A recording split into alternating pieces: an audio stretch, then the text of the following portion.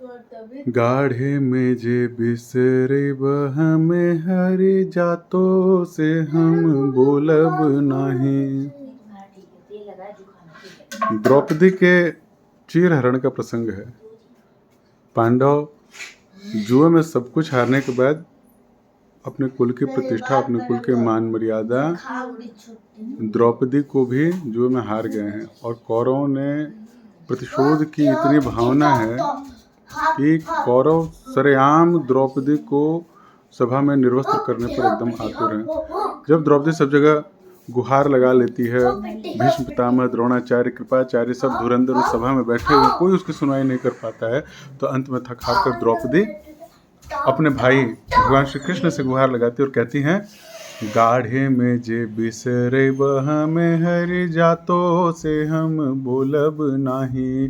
तू बहिनी बहिनी कहब फिर नातक बहुतों से जोड़ब नाही। कहते कि तुम बहन बहन करते रहोगे इस गाढ़े में, जब तुम संकट में मेरे साथ नहीं आए, संकट में मेरे साथ खड़े नहीं रहे, तो फिर बाद में बहन बहन करती रहोगे, मैं तुमसे नाता नहीं जोड़ पाऊंगी। कृष्ण पूस में ले खिचड़ी आई बगठरी सरी जाई पे खोलब नहीं।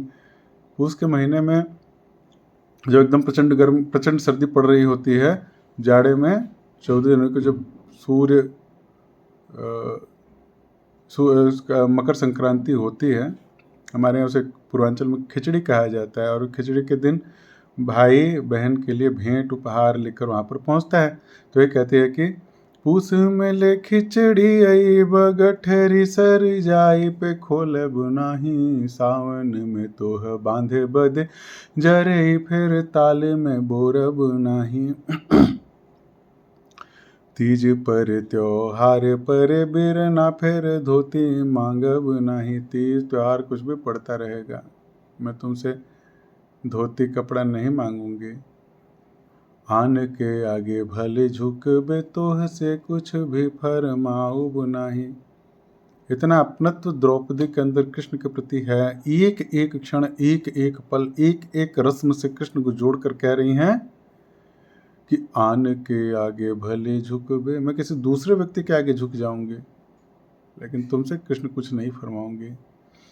मोर बंधे भगिना के सिरे इमली तोह से घुटवाऊब नहीं। और जब तुम्हारे भांजे के सिर पे मोर बांधा जा रहा होगा, शादी हो रही होगी, तो मोर बांधने के पहले हमारे पूर्वांचल में इमली घुटाने की रस्म होती है। उसमें लड़के का मामा जो होता है लड़की की माँ को इमली घुटवाता है। तो वही कहती हैं कि मोर बंधे भगिना के सिरे इमली तोह से घुटवाऊब नहीं। पूत बियाहे तू चल हम काजर आँख लगाई नहीं। और जब तुम अपने बेटे की शादी करने चलोगे तो मैं बुआ हूँ, बुआ काजल लगाती करके, जब तुम बेटे की शादी करने जाओगे तो मैं उसके आंखों में काजल नहीं लगाऊंगा। कृष्ण एक एक क्षण, एक एक संस्कृति को द्रौपदी कृष्ण से जोड़ रही है, याद दिला रही है कि मेरा तुम्हारा साथ कितना पुराना है।